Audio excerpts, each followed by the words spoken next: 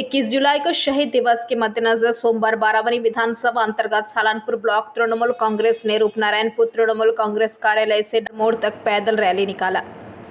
Rally में प्रखंड तृणमूल कांग्रेस के अध्यक्ष मोहम्मद अरमान, उपाध्यक्ष भोला सिंह, पंचायत समिति अध्यक्ष कैलाशपति मंडल, उपाध्यक्ष विद्युत मिश्रा, महिला अध्यक्ष अपर्णा रॉय, श्रमिक नेता मनोज तिवारी सहित ब्लॉक के सभी नेतृत्व और कार्यकर्ता समर्थक उपस्थित थे। जुलूस के अंत में डाबर मोड़ बस स्टैंड किया गया।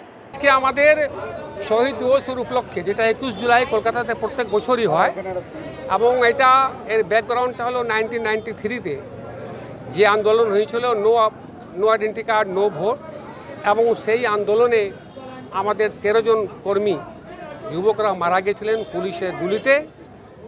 সেটাকে স্মরণ করে প্রত্যেক বছরে শহীদ দিবস কলকাতায় পালন করা হয় এবং প্রত্যেক ব্লক থেকে সবাই যায়।